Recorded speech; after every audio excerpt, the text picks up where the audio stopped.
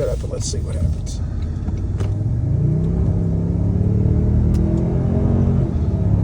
She wanted to give a little bit. Okay. Hybrid full-size trucks. I'm a kid from the 80s. We've come a long way. And these trucks right here are so similar, it's almost like they all got in the same room together. 3.4 liters worth of twin turbo V6. 3.5 liters worth of twin turbo V6. 437 horsepower, 430 horsepower. 570 pound-feet of torque, 583 pound-feet of torque. Both trucks tow about 11,000 pounds. They both can handle almost 2,000 pounds in the bed. This truck right here, brand new, 76 grand. Now, that's almost top of the line. And I don't speak Tundra quite as well as I speak F-150, but Platinum, I believe, is there not a top of the line that's called a capstone? I believe that there's a capstone edition, and it's a little bit juicier and friskier than this. But regardless of the fact this is what I got to play with, and it's a whole bunch of juices. The entire roof up there, there's a hole in there. Toyota put it there on purpose. Over here, this one's not quite as zoo-zooed and wham-whammed up. So price, we're not really going to play with price that much, because as far as F-150s, you can start in the basement in an XL at about 40 grand and you can run them all the way up. We've seen King Ranches hitting at about 82, 83, and you could probably top out somewhere around 95. That's if you go into Raptorville. But over here, we did see a King Ranch truck that was about 80. So we're all in the price range here. What we're talking about here is luxury trucks. Okay? Cloth seats, that ain't gonna get it done here. That truck right there's got heated and cooled seats in the back for the back passengers. All right, enough of that. F-150 is the #1 selling vehicle, not truck, #1 selling vehicle in the United States. #2 is the Chevrolet Silverado. The Tundra is not even close. However, in hybrid sales, Toyota is the #1 manufacturer for hybrid sales. So we've got #1s going at each other right here.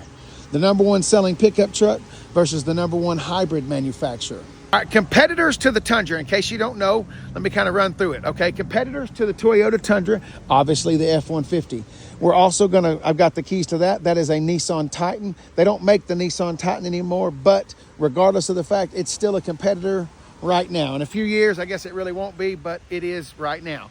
Over here, see the blue trucks, the two blues right there? Those are both Chevrolet Silverados. Those are competitors to the Tundra. And then also see the white Dodge Ram. See, you've got Chevrolet, white Ram right there. Casey, it's not a Dodge. Sorry. My first vehicle was a Dodge Ram. I'm a kid from the 80s, like I said. So my first vehicle was a Dodge Ram. Old habits die hard. You know what I mean? I am the Wicked Witch of the West, so before we completely melt down, we're going to jump in the back of this Tundra and we're going to go over a few features, because I'm just really not in the mood to get all juicy and wet. One thing that I am going to complain, this truck has not been through detail yet, so the truck is a little dirty. All right, let's start going through a few features here so we can get out of this rain. We've got a nice little thing right there. Keep the sun out for the passengers. The squishy squish test. We got a little squishy squish on top. Knuckle breaking 2x4s. Hard plastic right there. We got a little squishy squish. Hard plastic down low. 2 water bottle holders right there. Let's go ahead and put that down so I don't wreck later on. We've already talked about the big hole in the sunroof. We've got pockets on both of the seat backs right there. We've also got a USB and a USB-C right there to charge up whatever we may need. We've also got a full-blown power outlet. We've already talked about heated and cooled seats in the back. Both of the seats fold up if you want to. It's a split folding deal. You've also got a little storage underneath there. Also right here, you've got a center armrest for cup holders and things like that. Remember, Casey, it doesn't even have a sliding rear window. You're right, because that entire window slides down. I don't actually know if that one does, but we'll give it a try. Let's go ahead and get in here and finish up the inside. Power windows, power door locks. Remember, this is a Platinum, so it's going to have juices flowing everywhere. I do like the aluminum pedals. We've got power seats on both sides, heated and cooled seats. You've got power telescoping, scopping, whooping steering wheel right there. Go ahead and climb on up in here. Got a big, huge screen going on right there. I think that's like 10 inches. We got dual zone climate control. We got togglies to do all that. Let's look at some cameras and see what we've got going on. Oh, I like that. It's going to give us the 360 degree. It makes the Tundra look lowered. It's got us looking at night. Of course, it is kind of dark outside. What else have we got going? Oh, yeah! That's so we can see if there's any goblins or anything around us. I like that. The F-150 doesn't do that. That's pretty cool. And we can pause it right there. Can we go back? That's pretty cool right there. All right. Bluetooth, Wi-Fi. We got on personal Wi-Fi, navigation. We've already seen that. Music, it's got, we're not going to play that because I don't want to get any copyright strikes, but you've got to have satellite radio and all of that. Wireless charging pad right there. We've got 2 high, 4 highs, obviously 4-wheel drive. That is a complaint of mine. It doesn't automatically shift like a full-time 4-wheel drive type deal.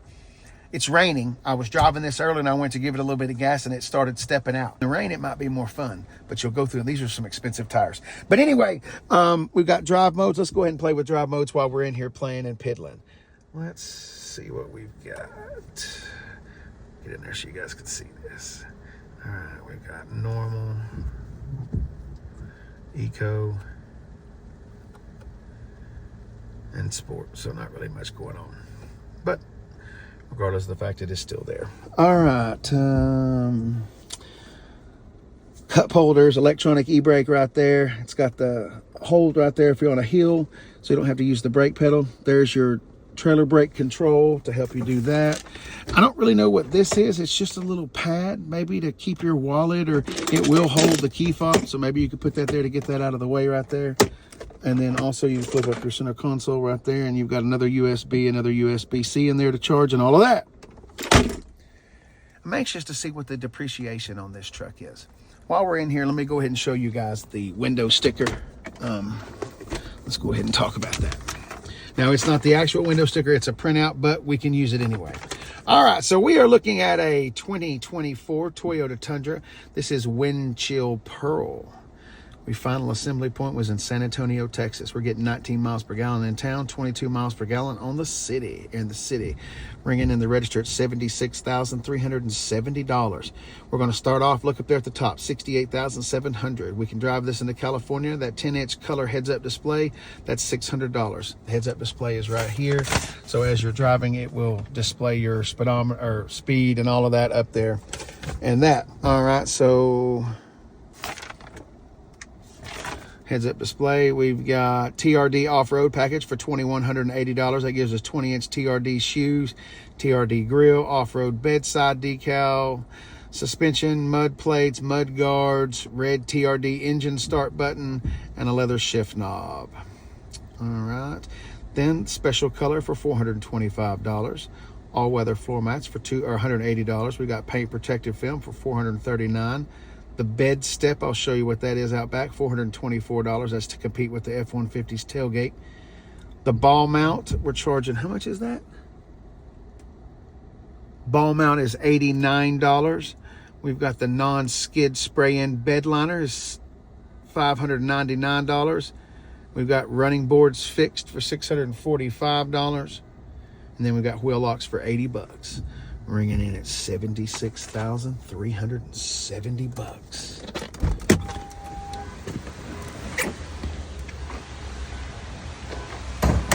What do you think?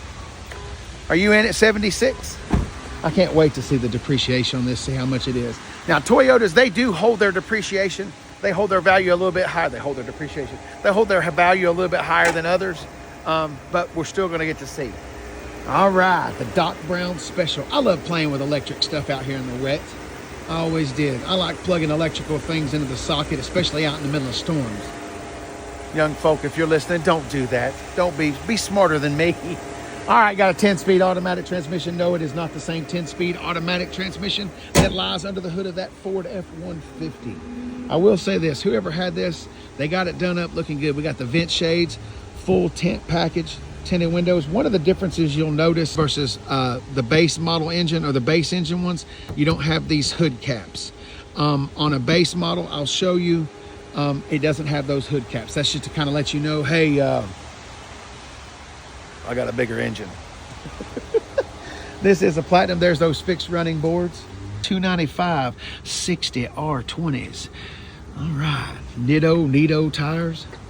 the hard tonneau or the hard bed cover right there.